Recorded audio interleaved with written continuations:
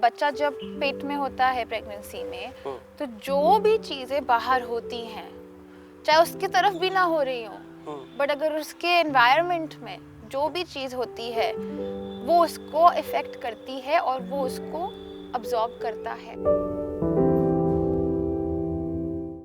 हम स्ट्रेस हो जाते हैं तो हम अपने फ़ोन पे लग जाते हैं या गाने सुनने लग जाते हैं, लेकिन हम उस स्ट्रेस को अपने साथ बैठकर अपने अंदर बोलकर कि हाँ मैं स्ट्रेस्ड हूँ, मुझे इसको निकालना है, अब मैं कैसे निकालूं, ऐसा कोई सोचता है आजकल? कि खाना खाते वक्त कोई फोन किसी के पास नहीं होना चाहिए टेबल पे। वो एक सिंपल सी हमने एक्सरसाइज शुरू कर दी है, इससे कि हम एक दूसरे से कनेक्ट होएंगे ना।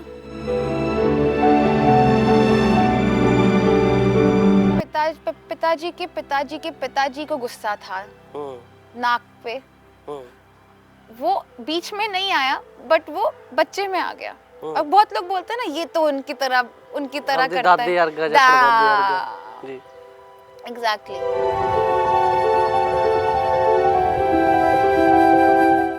कि 2 से 2.5 साल की एज तक बच्चा थोड़ा थोड़ा शब्द बोलना शुरू कर देता है और क्लियरली बोलना, मम्मा पापा भाई बहन। लेकिन उस वक्त अगर बच्चे ने बोलना नहीं शुरू किया है और सब ठीक है, तभी भी आपको देखना चाहिए।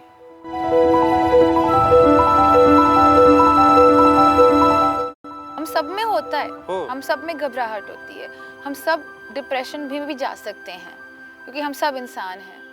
लेकिन अमीर और किसान के बीच में ये डिफरेंस है सिर्फ कि अमीरों के पास खाली टाइम बहुत हो जाता है, क्योंकि जो भी उनके काम होते हैं वो व्हाट्सएप कर रहे होते हैं या मशीनें कर रही होती हैं। तो मेरे पास तो कुछ है ही नहीं करने के लिए। ਕਹਿੰਦੇ ਦਿਲ ਦਰਿਆ ਸਮੁੰਦਰੋਂ ਡੂੰਘੇ ਤੇ ਕੌਣ ਦਿਲਾਂ ਦੀਆਂ ਜਾਣੇ। ਅਸਲ ਦੇ ਵਿੱਚ ਦਿਲ ਦੀ ਗੱਲ ਨਹੀਂ ਹੁੰਦੀਗੀ, ਸਾਰੇ ਜਿੰਨੇ ਵੀ ਥਾਟ ਆ ਜਿਹੜੇ ਉਹ ਤੁਹਾਡੇ ਉਹ ਦਿਮਾਗ ਦੇ ਥਰੂ ਹੀ ਆਉਂਦੇ ਹੈਗੇ ਆ। ਸਾਡੇ ਦਿਮਾਗ ਦੇ ਵਿੱਚ ਥਾਟ ਬਣਦੇ ਕਿਵੇਂ ਆ, ਕਿਵੇਂ ਆਪਾਂ ਆਪਣੇ ਥਾਟਸ ਨੂੰ ਜਿਹੜਾ ਐਕਸਪ੍ਰੈਸ ਕਰਦੇ ਆ, ਕਿਵੇਂ ਐਕਸਪ੍ਰੈਸ ਕਰਨ ਦੇ ਦੌਰਾਨ ਆ ਜਿਹੜਾ ਉਹਨਾਂ ਨੂੰ ਇਹ ਵੀ ਹੁੰਦਾ ਹੈਗਾ, ਕੁਛ ਲੋਕ ਆ ਜਿਹੜੀਆਂ ਆਪਦੀਆਂ ਗੱਲਾਂ ਕਹਿ ਨਹੀਂ ਪਾਉਂਦੇਗੇ, ਬੜਾ ਕੁਛ ਹੁੰਦਾ ਹੈਗਾ। ਤੇ ਉਹਨਾਂ ਸਭ ਕਾਸੇ ਨੂੰ ਸਮਝਣ ਦੇ ਲਈ ਆ ਜਿਹੜਾ ਵੱਖੋ ਵੱਖਰੀ ਸਟੱਡੀ ਹੁੰਦੀ ਆ। ਤੇ ਉਹਨਾਂ ਹੀ ਵਿਗਿਆਨਾਂ ਦੇ ਵਿੱਚੋਂ ਇੱਕ ਵਿਗਿਆਨ ਆ ਜਿਹੜਾ ਉਹ ਮਨੋਵਿਗਿਆਨ ਆ, ਜਿਸ ਨੂੰ ਅੰਗਰੇਜ਼ੀ ਦੇ ਵਿੱਚ ਜਿਹੜਾ ਸਾਈਕੋਲੋਜੀ ਕਹਿ ਦਿੰਦੇ ਆਮ ਤੌਰ ਦੇ ਉੱਤੇ। ਤਾਂ ਜਿੱਥੇ ਹੁਣ ਵਿਗਿਆਨ ਦੀ ਤਰੱਕੀ ਦੇ ਨਾਲ ਆਪਾਂ ਦੇਖਦੇ ਹੈਗੇ ਆ ਕਿ ਭੱਜ ਦੌੜ ਵਧੀ ਹੈਗੀ ਆ, ਤਾਂ ਉੱਥੇ ਲੋਕਾਂ ਦੇ ਵਿੱਚ ਜਿਹੜੀਆਂ ਚਿੰਤਾਵਾਂ ਵੀ ਆ ਜਿਹੜੀਆਂ ਬਹੁਤ ਜ਼ਿਆਦਾ ਵੱਧ ਗਈਆਂ ਹੈਗੀਆਂ। ਤੇ ਇਹ ਚਿੰਤਾਵਾਂ ਸਿਰਫ ਬੰਦੇ ਦੇ ਦਿਮਾਗ ਨੂੰ ਹੀ ਪ੍ਰਭਾਵਿਤ ਨਹੀਂ ਕਰਦੀਆਂ ਹੈਗੀਆਂ, ਸਗੋਂ ਸਮੁੱਚੀ ਬੋਡੀ ਨੂੰ ਹੀ ਆ ਜਿਹੜਾ ਉਹ ਪ੍ਰਭਾਵਿਤ ਕਰਦੀ। ਤੇ ਇੱਥੋਂ ਤੀਕ ਵੀ ਮਾਹਰ ਕਹਿੰਦੇ ਆ ਕਿ ਉਹ ਕਈ ਵਾਰੀ ਉਹ ਚਿੰਤਾਵਾਂ ਜਿਹੜੀਆਂ ਬੱਚਿਆਂ ਤੀਕ ਵੀ ਆ ਜਿਹੜੀਆਂ ਉਹ ਪਹੁੰਚਦੀਆਂ ਹੈਗੀਆਂ। ਤਾਂ ਇਸ ਤਮਾਮ ਵਿਸ਼ੇ ਬਾਰੇ ਆ ਜਿਹੜੀ ਤੁਹਾਡੇ ਨਾਲ ਗੱਲਬਾਤ ਕਰਾਂਗੇ। ਵੈਸੇ ਇਹ ਵਿਸ਼ਾ ਜਿਹੜਾ ਆਪਣੇ ਆਪ ਦੇ ਵਿੱਚ ਕਾਫੀ ਜ਼ਿਆਦਾ ਵਿਸ਼ਾਲ ਹੈਗਾ, ਇਸ ਦੇ ਬਾਰੇ ਆ ਜਿਹੜੇ ਕੋਈ ਵੀ ਆਖਰੀ ਗੱਲ ਆ ਜਿਹੜੀ ਉਹ ਕਹੀ ਨਹੀਂ ਜਾ ਸਕਦੀ ਗੀ। ਤਾਂ ਤੁਹਾਨੂੰ ਦੱਸ ਦਈਏ ਕਿ ਆਪਾਂ ਤੁਹਾਡੇ ਨਾਲ ਆ ਜਿਹੜਾ ਬੱਚਿਆਂ ਦੇ ਜੋ ਮਨੋਰੋਗ ਆ ਜਾਂ ਹੋਰ ਬੱਚਿਆਂ ਦੇ ਨਾਲ ਸੰਬੰਧਿਤ ਬਿਮਾਰੀਆਂ ਹੈਗੀਆਂ ਉਹਨਾਂ ਦੇ ਸੰਬੰਧ ਦੇ ਵਿੱਚ ਅਕਸਰ ਤੁਹਾਡੇ ਨਾਲ ਆ ਜਿਹੜੀਆਂ ਕਈ ਵੀਡੀਓ ਜਾਂ ਸਾਂਝੀਆਂ ਕਰਦੇ ਰਹਿੰਦੇ ਹੈਗੇ ਆ। ਤਾਂ Baba Farid centre for special children centre ਜੋ ਕਿ ਫਰੀਦਕੋਟ ਬਣਿਆ ਹੋਇਆ, ਜਿਸ ਨੂੰ ਆ ਜਿਹੜਾ ਡਾਕਟਰ ਪ੍ਰਿਤਪਾਲ ਸਿੰਘ ਜੀ ਤੇ ਉਹਨਾਂ ਦੀ ਟੀਮ ਚਲਾ ਰਹੇ ਹੈਗੇ ਆ। ਤਾਂ ਇਸ ਦੇ ਵਿੱਚ ਆ ਜਿਹੜਾ ਹੁਣ ਵੈਸੇ ਇਸ ਇਲਾਕੇ ਦੇ ਲੋਕਾਂ ਨੂੰ ਜਾਣ ਕੇ ਖੁਸ਼ੀ ਹੋਊਗੀ, ਤਾਂ ਇਸ ਖੇਤਰ ਦੇ ਵਿੱਚ ਇੱਕ ਅਲੱਗ ਤੋਂ ਡਿਪਾਰਟਮੈਂਟ ਆ ਜਿਹੜਾ ਉਹ ਹੋਂਦ ਦੇ ਵਿੱਚ ਆਇਆ। ਤੇ ਇਸ ਡਿਪਾਰਟਮੈਂਟ ਨੂੰ ਆ ਜਿਹੜਾ ਡਾਕਟਰ ਤਰੁਣੀ ਜੈਨ ਜੀ ਉਹ ਆ ਜਿਹੜੇ ਡੀਲ ਕਰ ਰਹੇ ਨੇ, ਜੋ ਕਿ ਸਾਈਕੋਥੈਰੇਪਿਸਟ ਨੇ। ਮੈਮ ਸਭ ਤੋਂ ਪਹਿਲਾਂ ਤਾਂ ਜੀ ਤੁਹਾਡਾ ਸਵਾਗਤ ਹੈ ਜੀ। ਸਤਿ ਸ਼੍ਰੀ ਅਕਾਲ। ਸਤਿ ਸ਼੍ਰੀ ਅਕਾਲ ਜੀ। ਅੱਛਾ ਮੈਮ ਇਹ ਦੱਸਿਓ ਕਿ ਇਹ ਅਲੱਗ ਤੋਂ ਇਹ ਜੋ ਆਪਾਂ ਤੁਸੀਂ ਡਿਪਾਰਟਮੈਂਟ ਖੋਲ੍ਹਿਆ ਹੈਗਾ, ਇਹਨੂੰ ਅਲੱਗ ਤੋਂ ਹੀ ਆ ਜਿਹੜਾ ਅੱਗੇ ਵੀ ਪਹਿਲਾਂ ਜਿਹੜਾ ਔਟਿਜ਼ਮ ਦਾ ਇਲਾਜ ਹੁੰਦਾ ਸੀ, ਕਾਫੀ ਸਾਰੇ ਇਲਾਜ ਹੁੰਦੇ ਸੀ, ਇਹਨੂੰ ਸੈਪਰੇਟ ਕਰਨ ਦੀ ਹੈ ਜਿਹੜੀ ਕਿਉਂ ਜ਼ਰੂਰਤ ਪਈ ਹੈਗੀ, ਕਿਉਂ ਲੱਗਦਾ ਹੈਗਾ ਕਿ ਸੈਪਰੇਟ ਤੌਰ ਦੇ ਉੱਤੇ ਜਿਹੜਾ ਹੋਣਾ ਚਾਹੀਦਾ? इस डिपार्टमेंट का हमें प्रीतपाल जी को भी इसलिए हमें चाहिए था कि ये सेपरेटली हो, क्योंकि सारे चीज़ों में चाहे ऑटिज़म हो डाउन सिंड्रोम हो, सेरेब्रल पॉल्सी हो, ADHD हो, इन सब चीज़ों में दिमाग और शरीर एक साथ चलता है। और साइकोथेरेपी दिमाग के मानसिक संतुलन पे काम करता है। तो यहाँ पे हम लोग जब काम करते हैं साइकोथेरेपी के अंडर, तो हम दिमाग को देखते हैं कि दिमाग की परेशानियाँ क्या हैं, दिमाग की आवाज़ क्या बोलती है, क्योंकि हमारे सब में आपके पास एक आवाज़ होती है जो आपकी आवाज़ होती है, जो मेरी आवाज़ होती है, हर रोज़ बात करने वाली आवाज़ होती है। पर हम सब में एक अंदरूनी दिमाग की भी आवाज़ होती है जो पीछे से बोलता रहता है। हम कभी उसकी सुनते हैं, कभी उसकी नहीं सुनते हैं। तो अब टाइम आ गया था कि हम अब उस दिमाग को भी इस हीलिंग, सारी तरीके से जो हीलिंग प्रोसेस में डालें। और क्योंकि हर चीज़ जो दिमाग में परेशानी होती है वो हमारी शरीर में दिखती है, तो इम्पोर्टेंस इसलिए आ गई थी कि दिमाग और शरीर का कनेक्शन को हम बाहर निकालें। और एक्चुअली दिमाग की परेशानियां को जब आप एड्रेस करते हैं, जब उनके बारे में बात करते हैं, तब आपका शरीर कहीं ना कहीं कुछ बोलता है ज़रूर। जैसे कि कोई टेंशन है आपको, जैसे अब उस टेंशन के बारे में जब भी आप किसी से बात करेंगे, आप अगर हल्के, एक तो होता है कि लोग फटाफट बात करना शुरू कर देते हैं और ख़त्म कर देते हैं चीज़। बट जब साइकोथेरेपी में हम क्या करते हैं, हम उनको बोलते हैं कि आराम से, हल्के, धीमे से अगर हम बात करना शुरू करें अपनी परेशानियों के बारे में, तो वो आपको फिर दिखता है कि आपके शरीर में भी वो बात बैठी है कहीं ना कहीं, और उसको फिर हमें रिलीज करना होता है। क्योंकि उसी से अगर जब शरीर से वो रिलीज होगा तभी वो दिमाग से बाहर निकलेगा, वरना वो दिमाग और शरीर एक साथ ही चलता रहेगा और वो कभी बाहर नहीं आएगा फिर परमानेंटली। तो इस वजह से यहाँ पे फ़ायदा था कि प्रीतपाल जी ने बोला कि हमें आना चाहिए और यहाँ पे अलग से साइकोथेरेपी सेंटर भी शुरू करना चाहिए बच्चों के मानसिक संतुलन के लिए, ऑल्सो उनके माता पिता के मानसिक संतुलन के लिए। क्योंकि उनके माता पिता हर रोज आते हैं उनके साथ, इतना चीजें उनके अंदर भी जाती है अपने बच्चे को देखते हुए कि उनकी हालत क्या है। तो उनके माता पिता को भी बात करने के लिए कि एक जगह हो, एक जना हो जो वो हम मुझसे आके बात कर सकें, वो मुझसे आके अपनी जो उनकी जो भी दिमाग में चीज़ें परेशान कर रही हैं वो मुझसे आके बोल सके। जैसे अभी आज ही हुआ कि एक माँ थी, उनको बहुत परेशान हो रही थी वो अपने बच्चे के लिए। तो उनकी परेशानी इतनी बढ़ गई थी कि उनके पीठ में दर्द शुरू हो गया। और वो क्यों था? क्योंकि वो सिर्फ उनके दिमाग का टेंशन, दिमाग का स्ट्रेस जो उनके बॉडी में जाके बैठ गया था। और फिर जब मैं उनसे मिली, मैंने उनसे बात करी, तो उन्होंने फिर मुझे देख के बोला, मैंने बोला कि मैं आपके लिए यहाँ खड़ी हूँ, मैं आपके लिए यहाँ हूँ, आप मुझसे बात करिए कि आपकी क्या परेशानी है। और सबसे बड़ी परेशानी उनको यही थी कि मुझे अगर कुछ हो गया तो मेरे बच्चे का ख्याल कौन रखेगा। तो ये साइकिल ऑफ स्ट्रेस होती हैं जो अंदर भी चलती है हमारे, बाहर भी चलती हैं हमारे।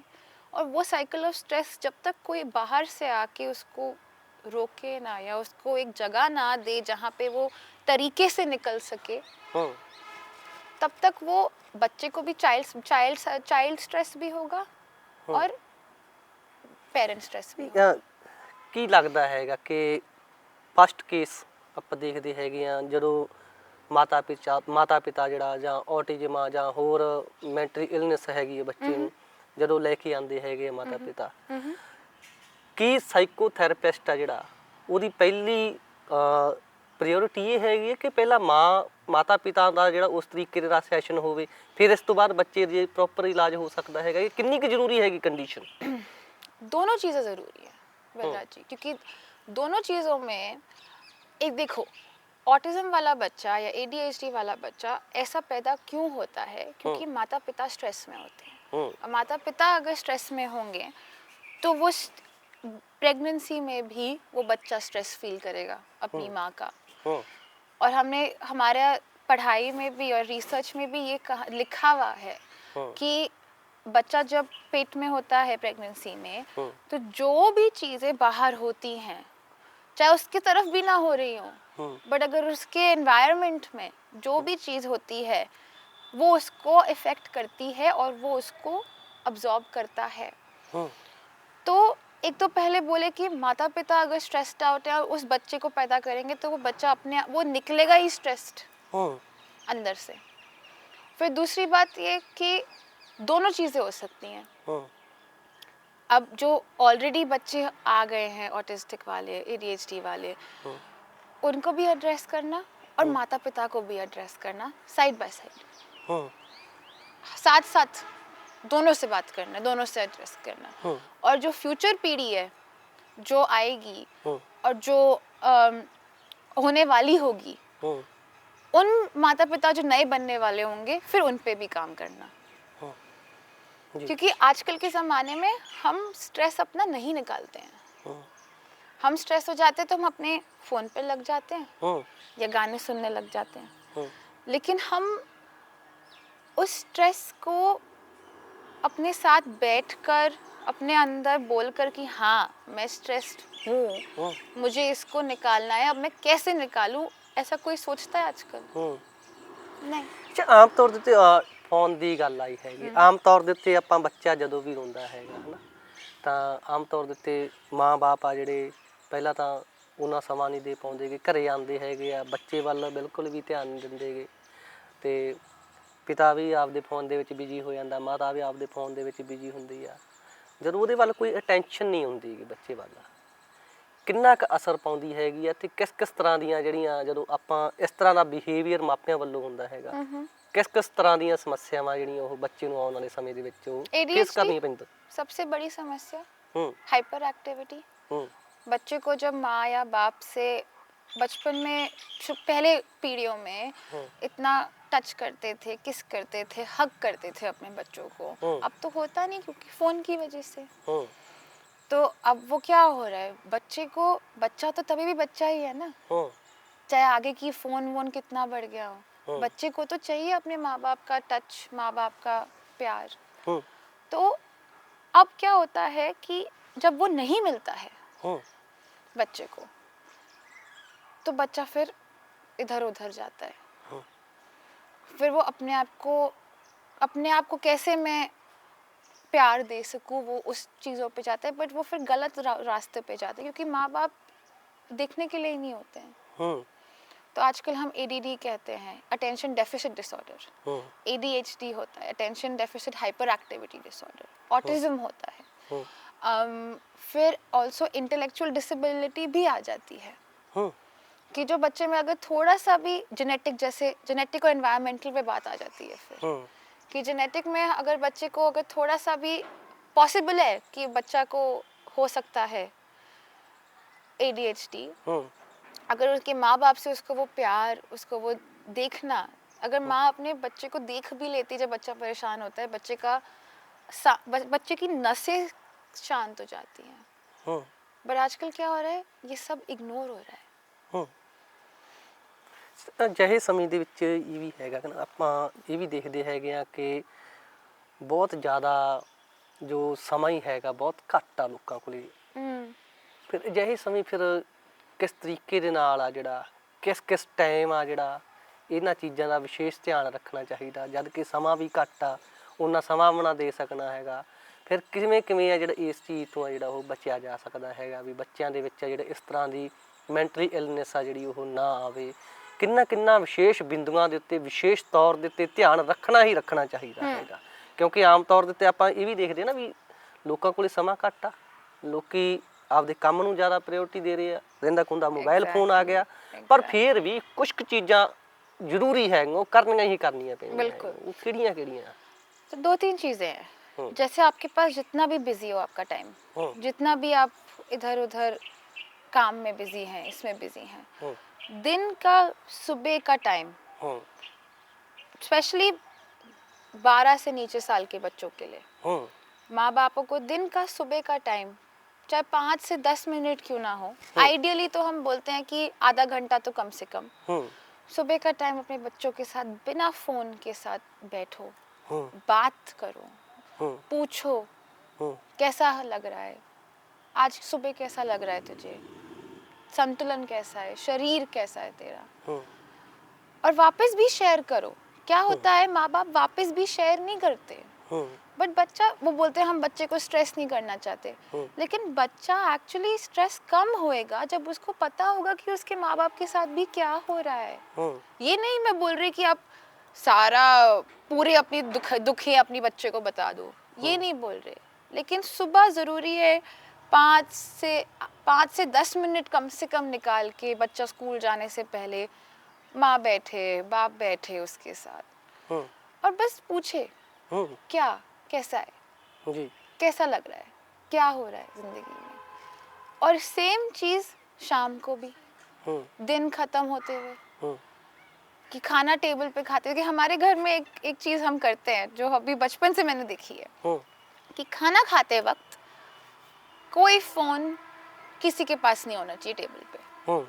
वो एक सिंपल सी हमने एक्सरसाइज शुरू कर दी है, इससे कि हम एक दूसरे से कनेक्ट होएंगे ना, हम एक दूसरे से बातचीत करेंगे जी। तो ये 2 चीज़ें हैं। फिर तीसरी चीज़ है बच्चे के साथ एक्टिविटीज़ करना, फ़ोन छोड़ के।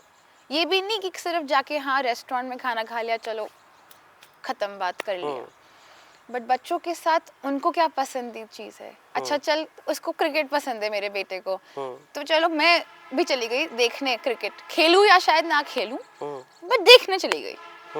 तो उसकी मेरे बच्चे को भी लगता है ना कि फिर हाँ मेरी माँ मेरे साथ है, मेरी माँ खड़ी है मेरे साथ। और कुछ दिक्कत हो उस मैच में तो वो अपनी माँ को, वो सिर्फ ये भी नहीं कि वो अपनी माँ से जाके बात करेगा, वो अपनी माँ को दूर या अपने पिता को अपने दूर से भी देख लेगा ना, उसका सिस्टम शांत हो जाएगा। क्योंकि बच्चों का और माँ बापों का कनेक्शन बहुत गहरा होता है, हम इस पे ध्यान नहीं देते हैं ज़्यादा। तो मैं ये बोलूँगी सबसे बड़ी चीज़ कि ये चीज़ें करो अपने बच्चों के साथ जो आपको कनेक्ट करे अपने बच्चों के साथ, और उसमें ना माँ बापों का भी सिस्टम शांत हो जाएगा। ਅੱਛਾ, ਤੁਹਾਨੂੰ ਲੱਗਦਾ ਹੈਗਾ ਕਿ ਜੇਕਰ ਆਪਾਂ ਮਾਂ-ਬਾਪ ਨੂੰ ਵੀ ਜੇਕਰ ਕਿਤੇ ਨਾ ਕਿਤੇ ਮੈਂਟਲੀ ਸਮੱਸਿਆਵਾਂ ਆਉਂਦੀਆਂ ਹੈਗੀਆਂ, ਜੇਕਰ ਉਹ ਸਟ੍ਰੈਸ ਦੇ ਵਿੱਚ ਜ਼ਿਆਦਾ ਰਹਿੰਦੇ ਹੈਗੇ ਆ, ਜੇਕਰ ਉਹਨਾਂ ਦੇ ਅੰਦਰ ਵੀ ਕਿਸੇ ਤਰ੍ਹਾਂ ਦਾ ਟਰੋਮਾ ਹੈਗਾ, ਬਿਲਕੁਲ, ਜੇਕਰ ਉਹ ਬੱਚੇ ਦੇ ਨਾਲ ਮਤਭੇਦ ਜੇਕਰ ਬੱਚੇ ਦੇ ਨਾਲ ਲਗਾਤਾਰ ਗੱਲਬਾਤ ਕਰਦੇ ਹੈਗੇ ਆ, ਕਿ ਇਸ ਚੀਜ਼ ਦੇ ਨਾਲ तो इसको हम ट्रांसजेनरेशनल ट्रॉमा कहते हैं बलराज जी, जिसमें पीढ़ियाँ से पीढ़ियाँ पहले तक वो ट्रॉमा क्या होता है? ट्रॉमा होता है बाहर कुछ चीज़ हुई हमारे साथ और अंदर हमारा सिस्टम समझ, उसको फिर वो सिस्टम अटक गया, उसको समझ नहीं आया कि मैं करूँ क्या इस चीज़ पे, उसको हम ट्रॉमा कहते हैं। ट्रॉमा हमारे अंदर होता है, बाहर नहीं होता, वो बाहर की वजह से होता है, लेकिन जो चीज़ होती है वो हमारे अंदर इफेक्ट करती है। तो पीढ़ियाँ से पीढ़ियाँ 10 पीढ़ियाँ पहले तक हम ट्रॉमा अभी तक कैरी कर सकते हैं अपने सिस्टम में। इतना लंबा चलता है? इतना लंबा चलता है, क्योंकि वो क्या होता है, ट्रॉमा क्या है? Suppressed emotion. सप्रेस्ड इमोशन माने जो भी, जैसे गुस्सा, जैसे जो भी इमोशन जो अपनी सोसाइटी विच लोग कहते हैं गुस्सा मत कर, दिखा मत अपना गुस्सा, चुप रहो, ये मत करो, वो मत करो, ये सारे इमोशन जो हम बाहर नहीं निकाल पाते वो हम अपने अंदर दबा लेते हैं। वो दबते दबते दबते दबते अब एक पीढ़ी ने दबाया तो वो दूसरी पीढ़ी में अपने आप आ जाता है, क्योंकि खून तो एक है। वो अपनी एक्चुअली आपके नसों में वो एक कोड की तरह से, डीएनए कोड होता है, उस कोड की तरह वो आपकी नसों में बैठ जाता है। तो एक तो ट्रॉमा किस वजह से हुआ है वो नहीं बैठेगा, बट जो ट्रॉमा है वो बैठेगा। तो ऐसा होता है कि आप ऐसे भी देखेंगे, कभी नोटिस करिएगा कि पिताजी के पिताजी को गुस्सा था नाक पे, वो बीच में नहीं आया बट वो बच्चे में आ गया। अब बहुत लोग बोलते हैं ना ये तो उनकी तरह करता है। एग्जैक्टली।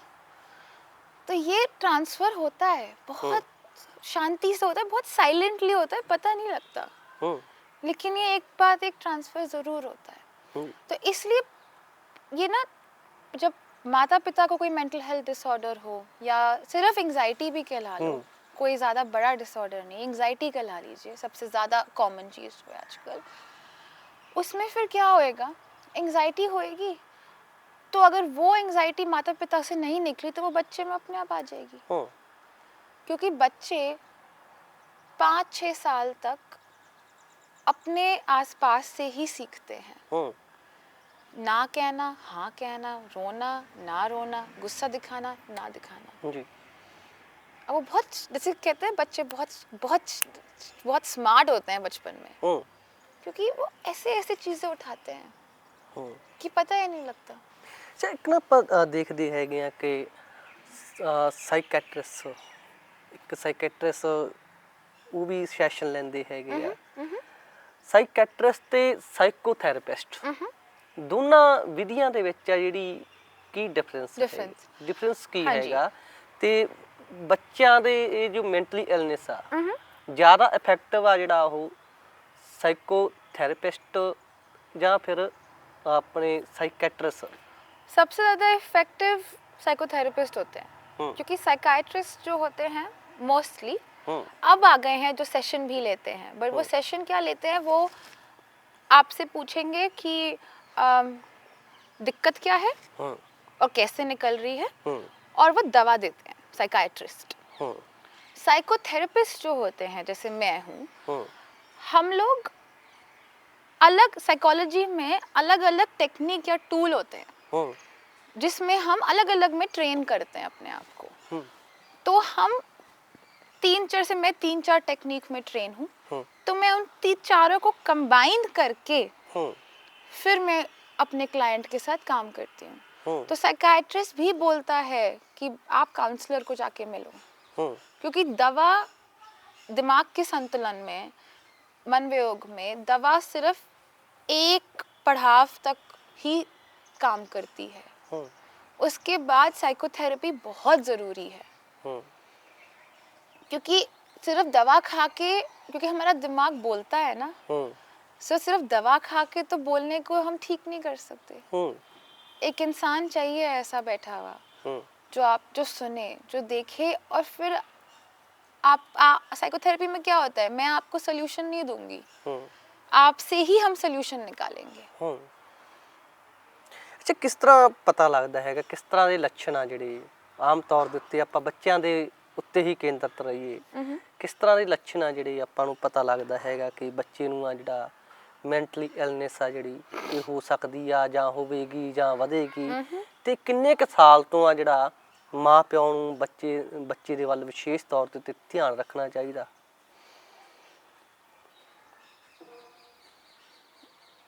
2 साल से लेकर कुछ 2 साल के बाद से दिखना शुरू हो जाता है। मेजॉरिटी में 90% बच्चों में 2-2.5 साल के बाद दिखना शुरू हो जाता है। और अगर कुछ बहुत ही कुछ ज़्यादा ही सीरियस प्रॉब्लम है तो वो तो और जल्दी भी शुरू हो जाएगी। जैसे कि सबसे आसान चीज़ जो बहुत लोग नहीं देखते, कि बच्चा स्कूल में टीचर बोलती है कि ये तो, इसको तो मन नहीं लगता पढ़ाई में, तो भागता रहता है इधर से उधर। सबसे बड़ा और सबसे कॉमन साइन है ये, सबसे फर्स्ट साइन है ये कि बच्चा बदमाश नहीं है, उसको कुछ दिक्कत है तो उससे बैठ के बात करो, उससे पहले समझो। मेरे साथ भी हुआ था जब मैं 4 साल की थी कि मैं गणित नहीं कर पाती, मैथमेटिक्स मैं नहीं कर पाती हूँ, अभी तक नहीं कर पाती हूँ। और मैं बचपन में मेरे साथ ही हुआ था कि मेरे टीचर बोलती थी कि नहीं, इसको तो बदमाशी छा रही है, इसको तो बस बदमाशी छा रही है, कुछ नहीं है ऐसा इसके साथ।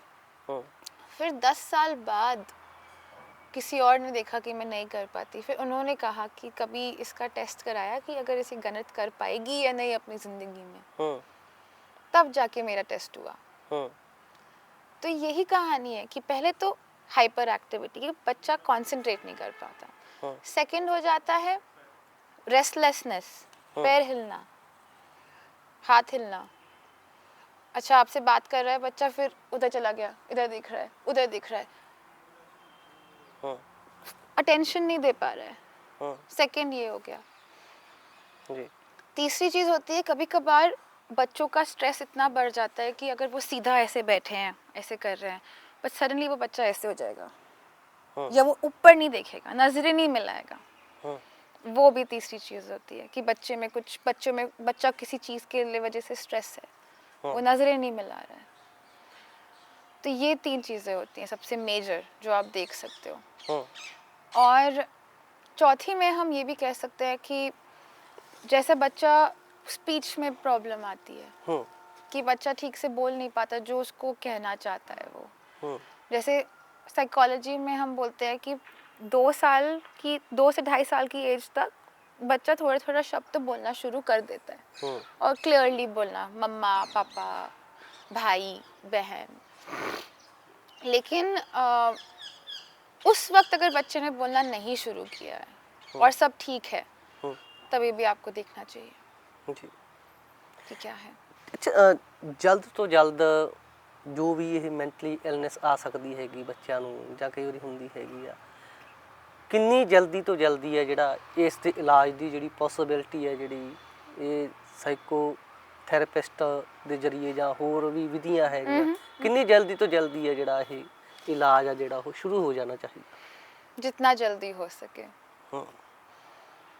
क्योंकि जितना जल्दी हो सकेगा उतनी जल्दी वो उस चीज़ से बाहर निकल के आगे बढ़ सकता है।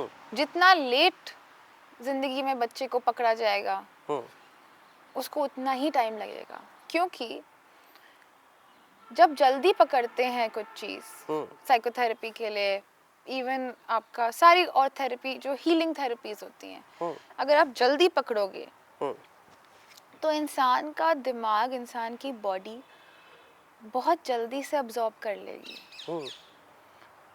और फिर चेंज भी कर सकती है बहुत जल्द। अब अगर मैं आपको बोलूं कि अब आप बदलो, तो आपका दिमाग तो खुद ही बोलेगा, हाय ऐसे कैसे मैं बदलूं। इतने सारे पड़ाव होंगे बदलने से भी पहले, क्योंकि हमारा आइडेंटिटी कहते हैं कि हमारी आइडेंटिटी बन जाती है अपने दिमाग में कि मैं तारिणी हूँ, मैं ये चीज़ें हूँ, मैं ऐसे करती हूँ। बट बच्चे का वो अभी भी हम बदल सकते हैं, मतलब बिगड़ता भी बहुत जल्दी है बट संभलता भी बहुत जल्दी है। जी। अच्छा, ਆਮ ਤੌਰ ਦੇ ਉੱਤੇ ਸ਼ਾਇਦ ਮੇ ਵੀ ਮੈਂ ਗਲਤ ਹੋਵਾਂ, ਪਰ ਆਮ ਤੌਰ ਦੇ ਉੱਤੇ ਆਪਾਂ ਜਦੋਂ ਦੇਖਦੇ ਆ ਨਾ ਕਿ ਇਸ ਤਰ੍ਹਾਂ ਦੀਆਂ ਜੋ ਮੈਂਟਲੀ ਇਲਨੈਸ ਨੇ ਬੱਚਿਆਂ ਦੇ ਵਿੱਚ, ਉਹ ਖਾਸ ਤੌਰ ਦੇ ਉੱਤੇ ਮੱਧ ਵਰਗ ਜਾਂ ਅਮੀਰ ਘਰਾਣਿਆਂ ਦੇ ਵਿੱਚ ਵੱਧ ਦੇਖਣ ਨੂੰ ਮਿਲਦੀ ਹੈ। ਛੋਟੇ ਮੱਧ ਵਰਗੀ ਕਿਸਾਨ ਪਰਿਵਾਰ ਹੋਗੇ ਜਾਂ ਮਜ਼ਦੂਰ ਪਰਿਵਾਰ ਹੋਗੇ, ਇਹਨਾਂ ਦੇ ਵਿੱਚ ਬਹੁਤ ਘੱਟ ਹੈਗੇ। ਕੀ ਕਾਰਨ ਮੰਨਦੇ ਹੈਗੇ ਕਿ ਵਾਕਈ ਜਾਂ ਮੇਰਾ ਵਹਿਮ ਹੈਗਾ ਜਾਂ ਵਾਕਈ ਘੱਟ ਹੈਗੀ ਇਹ ਰੇਸ਼ੋ ਇਸ ਤਰ੍ਹਾਂ ਦੀ? तो आप कह रहे हैं कि अमीर घरों में ज़्यादा दिखा है और किसान ਵਿੱਚ कम दिखा है। ਹਾਂ, ਕਿਸਾਨ ਜਾਂ ਮਜ਼ਦੂਰ ਪਰਿਵਾਰਾਂ ਦੇ ਵਿੱਚ ਬੱਚਿਆਂ ਨੂੰ ਇਲਨੈਸ ਇਸ ਤਰ੍ਹਾਂ ਦੀ ਘੱਟ ਲੱਗਦੀ ਹੈਗੀ ਸਾਨੂੰ। तो वो एक्चुअली वो बात कहीं ना कहीं तो सही है। ऐसा क्यों? जी। क्योंकि किसान विच इतना हम जो बच्चों का काम, किसान का काम, इतना हम अपने शरीर से काम करते हैं। शरीर विच काम करना, ये उठाना, वो उठाना, मजदूरी करना, जो भी चीज़ें करना, हम अपना शरीर बहुत यूज़ करते हैं, जो दिमाग भी यूज़ हो जाता है। लेकिन अमीरों घरों में दिमाग कम यूज़ होता है, क्योंकि पैसों की वजह से जो भी हम खुद काम करने वाले थे वो दूसरे लोग कर रहे होते हैं या मशीनें कर रही होती हैं। और पुरानी कहावत है ना कि खाली दिमाग शैतान का घर। और जैसे ही दिमाग खाली हो जाता है वैसी एंजाइटी, डिप्रेशन और चीज़ें हावी हो जाती हैं। हम सब में होता है, हम सब में घबराहट होती है, हम सब डिप्रेशन भी जा सकते हैं, क्योंकि हम सब इंसान हैं। लेकिन अमीर और किसान के बीच में ये डिफरेंस है सिर्फ कि अमीरों के पास खाली टाइम बहुत हो जाता है, क्योंकि जो भी उनके काम होते हैं वो और सब कर रहे होते हैं या मशीनें कर रही होती हैं। तो मेरे पास तो कुछ है ही नहीं करने के लिए। इट मीन जो वेलापन हैगा वो भी कितने कितने मेंटली इलनेस का कारण? वेलापन बहुत बहुत बड़ा कारण है जी, बहुत बड़ा कारण है कि क्योंकि ये मेंटल इलनेस के कारण बात जाता है। बट ऑल्सो लोगों में जेनेटिकली भी होते हैं, लेकिन जब लोगों, दो चीज़ें होती है, एक वेलापन भी, और अगर वेला भी ना हो बट अगर स्ट्रेस आप लेते रहो और कहीं निकालो नहीं उसको। और जब मैं बोलूँ निकालना, ये नहीं कि किसी पे भी गुस्सा हो गया या कुछ भी तोड़ दिया, कुछ कर दिया, वो नहीं। एक तरीके से स्ट्रेस निकालना, जैसे हम लोग ऐसे करते हैं शेकिंग, ऐसे करते हैं कि अच्छा मैं अगर मैं स्ट्रेस्ड आउट हूँ और मुझे लग रहा है कि मेरा दिमाग ठीक नहीं, मतलब मैं देख नहीं पा रही चीज़ें सही उससे, तो हम हिला सकते हैं, ऐसे शेक करोगे आप खुद ही रिलीफ फील करोगे। तो ये फर्क होता है। और बड़े बड़े घरों में हम लोग एक्सरसाइज भी नहीं करते, मूवमेंट, क्योंकि बॉडी और माइंड में, दिमाग और बॉडी में इतना स्ट्रेस भर जाता है कि हमें हिलना बहुत ज़रूरी है। कि यहाँ से हिलो, वहाँ से हिलो, डांस करो, फिजिकल मूवमेंट हम कहते हैं साइकोथेरेपी में, कि आपके हर रोज़ आप एक्सरसाइज क्या कर रहे हैं अपनी बॉडी के लिए, चला कैसे रहे अपनी बॉडी को। क्योंकि जब बॉडी में चलने में वो मूवमेंट आती है, हिलना आता है, तब आपके जो सारे स्ट्रेसेस होते हैं वो सब निकल जाते हैं। और एक और चीज़, किसानों में मेंटल हेल्थ बहुत ज़्यादा नीचे देखते हैं उसको, कि अगर कोई अगर बोलता है कि हाय मेरे बच्चा ठीक नहीं है, तो उसको सीधा फिर पागल खाने भेज देते हैं।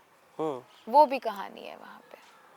या फिर मैंने ये भी देखा है कुछ तो एक जगह है यूपी में जहाँ पे बच्चे और लड़कियाँ और लड़के भी जिनको बीमारियां हैं मेंटल इलनेस की, वहाँ पे फैमिलीज ने आके उनको छोड़ दिया है उस मंदिर में।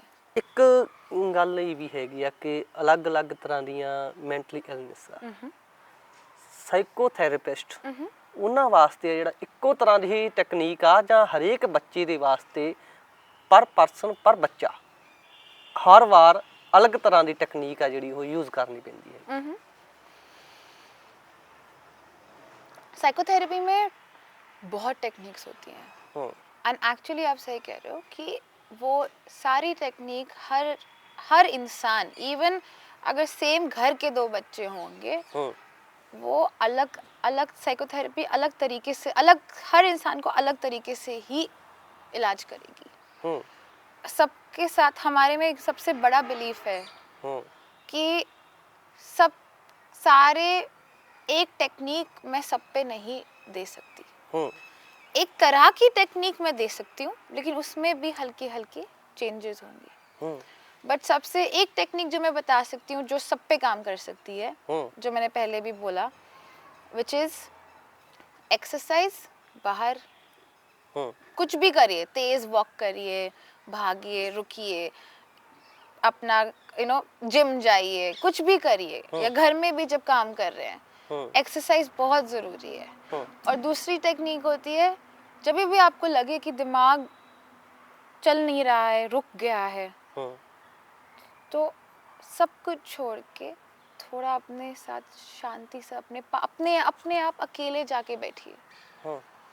क्योंकि बच्चा और बड़ा दोनों अगर ये करेंगे ना, तो बहुत फायदेमंद है। क्योंकि कम से कम पता लगता है कि अंदरूनी दुनिया क्या है मेरी, और मैं अंदरूनी दुनिया को अपनी को देखकर फिर मैं आगे बढ़ सकती हूँ। अगर मैं अंदरूनी दुनिया नहीं देखूंगी, अपना स्ट्रेस नहीं देखूंगी, तो ये मेंटल इलनेस बढ़ती ही रहेगी, कम नहीं होगी फिर। जी, अच्छा, एक ये भी हैगा ना, ਹੁਣ ਇਸ ਦੌਰ ਦੇ ਵਿੱਚ ਜ਼ਿਆਦਾਤਰ ਪਹਿਲਾਂ ਇਹ ਹੁੰਦਾ ਸੀਗਾ ਕਿ 20 ਤੋਂ ਲੈ ਕੇ ਉੱਪਰ ਵਾਲੇ ਜਿਹੜੇ ਨੌਜਵਾਨ ਸੀਗਾ, ਯੂਥ ਸੀਗਾ, ਉਹ ਪੀੜ੍ਹੀ ਸੀਗੀ ਨਸ਼ਿਆਂ ਦਾ ਸ਼ਿਕਾਰ ਹੁੰਦੀ ਸੀ। ਪਰ ਹੁਣ ਆ ਜਿਹੜਾ ਅਡੋਲੈਸੈਂਸ ਏਜ ਦੇ ਵਿੱਚ ਸਭ ਤੋਂ ਜ਼ਿਆਦਾ ਜਿਹੜਾ ਉਹ ਬੱਚੇ ਨਸ਼ਾ ਕਰ ਰਹੇ ਹੈ। ਕਿ ਇਸ ਦੇ ਪਿੱਛੇ ਵੀ ਹਿਊਮਨ ਸਾਈਕੋਲੋਜੀ, ਕਿ ਹਿਊਮਨ ਇਲਨੈਸ ਆ, ਜਾਂ ਵੈਸੇ ਹੀ ਬੰਦਾ ਲੱਗ ਜਾਂਦਾ ਹੈਗਾ ਵੀ ਉਹਨੂੰ ਲੱਗਦਾ ਹੈਗਾ ਸ਼ੌਂਕ ਹੋਵੇ ਉਸ ਦਾ ਕੋਈ, ਜਾਂ ਉਹਨੂੰ ਚੰਗਾ ਲੱਗਦਾ ਹੋਵੇ ਵੈਸੇ ही? किसी को चंगा लगता है, बट जब नशे से बिल्कुल धुत हो जाते हैं और नशे को छोड़ नहीं पाते हैं, तो वो हम लोग हमेशा बोलते हैं कि ये ट्रांसजेनरेशनल ट्रॉमा पे हम बात करते हैं फिर वापस से, क्योंकि एडिक्शन आती है डिपेंडेंसी से। डिपेंडेंसी माने जब मेरे को कुछ परेशानी हो, मैंने जाके नशा कर लिया, फिर मुझे वापस से परेशानी हुई, मैंने वापस से उठा के नशा कर लिया। नशा मुझे क्या करता है? नशा मुझे मेरा दिमाग शांत कर देता है, और नशा मेरा दिमाग शांत करके मुझे बोलता है सब ठीक है, सबको छोड़ो, मैं ठीक हूँ। बट वो ठीक होने में सोल्यूशन तो आ नहीं रहा। अब एक एडोलेसेंट करेगा, वो आके अपने अपने फ्रेंड्स को बताएगा कि भाई मस्त बढ़िया, वो फिर जाके उसको फॉलो करेगा, क्योंकि एडोलेसेंट भी ऐसी एज होती है जिसमें हम अपने दोस्तों की बातें ज्यादा सुनते हैं और अपने माँ बाप की बातें कम सुनते हैं। तो ये नशा एक चीज है जो ट्रांसजेनरेशनल ट्रॉमा से भी है, शौक से भी है, और कंबाइन भी है। तो एक्चुअली बेस इसका इज कोई भी टाइप का स्ट्रेस जो इमोशनल सप्रेशन करे, और उससे फिर मुझे बात नहीं करनी, मुझे बस इस दुनिया में ही नहीं रहना ना। नशा वही तो करता है कि इस दुनिया में नहीं, कनेक्टेड नहीं रखता हमें। ਇਸ ਏਜ ਦੇ ਦੌਰਾਨ ਆ ਜਿਹੜਾ ਆਪਾਂ ਖਾਸ ਤੌਰ ਦੇ ਉੱਤੇ ਕਿਸ਼ੋਰ ਜਾਂ ਐਡੋਲੈਸੈਂਸ ਏਜ ਦੀ ਗੱਲ ਕਰੀਏ 13 ਤੋਂ ਲੈ ਕੇ, ਇਸ ਸਮੇਂ ਦੇ ਦੌਰਾਨ ਆ ਜਿਹੜਾ ਕਿਸ ਤਰ੍ਹਾਂ ਦੀ ਮੈਂਟਲੀ ਇਲਨੈਸ ਹੋ ਸਕਦੀ ਆ, ਕਿਸ ਕਿਸ ਚੀਜ਼ਾਂ ਨੂੰ ਆ ਜਿਹੜਾ ਇਸ ਸਮੇਂ ਦੇ ਦੌਰਾਨ ਆਪਣੇ ਮਾਂ ਪਿਓ ਨੂੰ ਆ ਜਿਹੜਾ ਸੈਪਰੇਟ ਤੌਰ ਦੇ ਉੱਤੇ ਜੋ ਫੀਮੇਲ ਲੜਕੀਆਂ ਉਹਨਾਂ ਨੂੰ ਤੇ ਮੇਲ ਲੜਕੇ ਕਿਸ ਕਿਸ ਤਰੀਕੇ ਦੀਆਂ ਉਹਨਾਂ ਦੀਆਂ ਜ਼ਰੂਰਤਾਂ ਨੂੰ ਦੇਖਣਾ ਚਾਹੀਦਾ, ਕੀ ਕੀ ਚੀਜ਼ਾਂ ਨੂੰ ਆ ਜਿਹੜਾ ਨੋਟ ਕਰਨਾ ਚਾਹੀਦਾ ਹੈਗਾ ਮਾਂ ਪਿਓ ਨੂੰ ਇਸ ਉਮਰ ਦੇ ਦੌਰਾਨ ਆ ਜਿਹੜਾ? बात करने का मन नहीं है,